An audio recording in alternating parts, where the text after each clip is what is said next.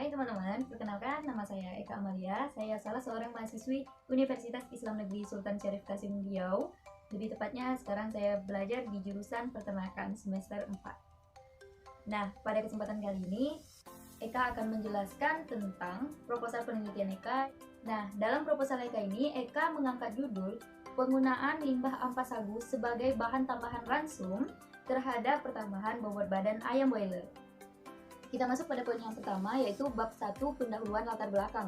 Sagu atau yang bernama latin Metroxylon sago merupakan tanaman asli Indonesia yang diyakini berasal dari Danau Sentani, Kabupaten Jayapura, Papua, dan sekarang tersebar luas di Kepulauan Sumatera, Kalimantan, dan Sulawesi. Sebagai sumber pangan, sagu dapat diolah menjadi berbagai macam makanan yang dapat dikonsumsi oleh masyarakat.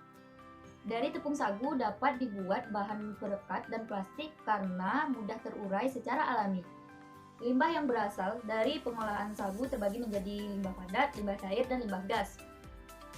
Limbah berbentuk padat dan cair belum diolah secara maksimal dan masih menggunakan sistem sederhana yang langsung dialirkan ke dalam sungai yang mengalir di sekitar kawasan kilang sagu.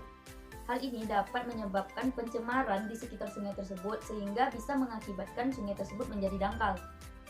Ampas sagu merupakan limbah yang diperoleh dari pengelolaan sagu, di mana di dalam proses tersebut diperoleh tepung dan ampas sagu yang dalam perbandingannya yaitu 1:6, yang kaya akan karbohidrat dan bahan organik lain. Ampas sagu yang dihasilkan proses ekstraksi ini sekitar 14% dari total berat basah batang sagu. Nah, jumlah limbah yang banyak tersebut sampai saat ini belum dimanfaatkan sebagai mestinya.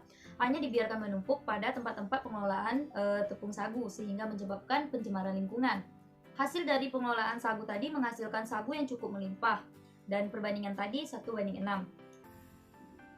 Hal ini menjadikan perbandingan yang merupakan gambaran bahwa ampas sagu sangat berpotensi dan ketersediaannya cukup besar di Indonesia, terutama di Selat Panjang Kabupaten Kepulauan Meranti, Riau.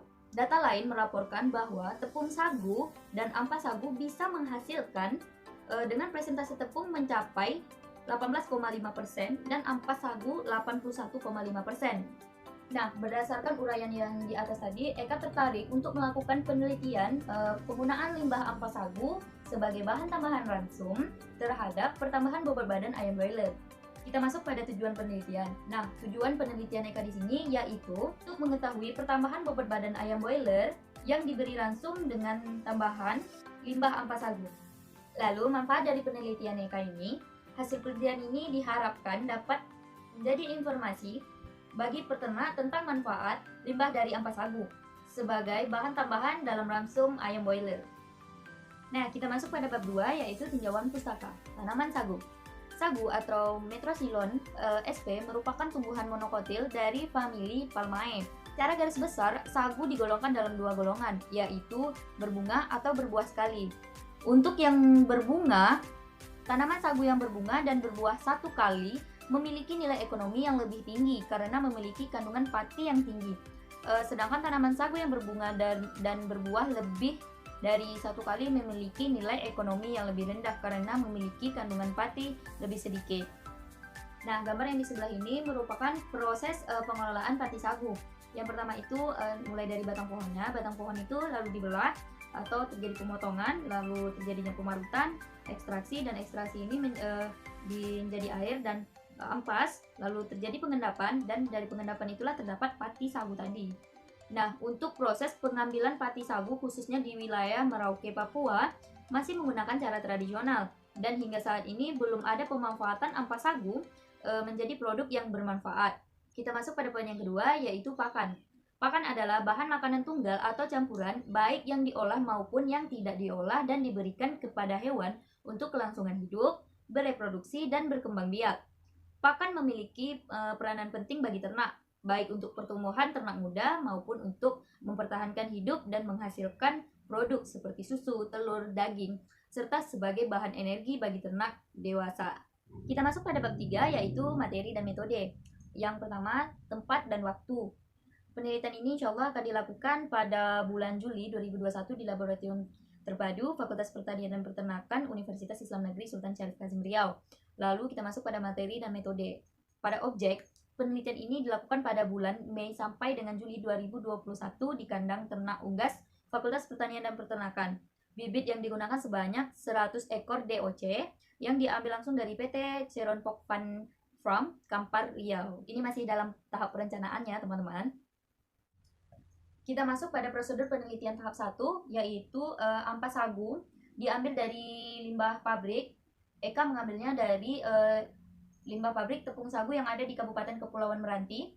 Lalu ampas sagu itu dikeringkan, ampas sagu digiling, ampas sagu dikukus, ampas sagu didinginkan. Lalu pemberian dosis inokulum 0,5% per kilogram ampas sagu. Lalu fermentasinya selama 5 hari dan buka dan dikeringkan. Untuk peralatannya penelitian yang diperlukan yaitu 1 termometer, 2 timbangan digital, 3 sprayer sapu dan ember, 4 feeder dan galon, kelima kamera, tentunya untuk dokumentasi, lalu keenam kertas sebagai recording data penelitian. Untuk parameter yang diamati yaitu 1, konsumsi ransum diperoleh dengan menimbang pakan yang diberikan dengan pakan yang tersisa setiap harinya. Selisih keduanya adalah angka konsumsi ransum. Yang kedua, pertambahan berat bobot dihitung dengan cara menimbang ayam sebelum dimasukkan ke dalam unit kandang pada awal penelitian dan berat setiap akhir pakan penelitian. Pertambahan berat badan dapat dihitung dari selisih berat akhir dan berat awal penelitian. Konvensi ransum diperoleh dengan membandingkan antara jumlah konsumsi ransum dengan berat badan pada akhir penelitian. Itulah yang dapat Eka bagikan infonya kepada teman-teman. Semoga proposal Eka ini tadi bisa menjadi inspirasi juga bagi teman-teman yang ingin melakukan penelitian. Eka ucapkan terima kasih kepada teman-teman yang sudah menonton. Semoga bermanfaat dan Eka tutup dengan wassalamualaikum warahmatullahi wabarakatuh.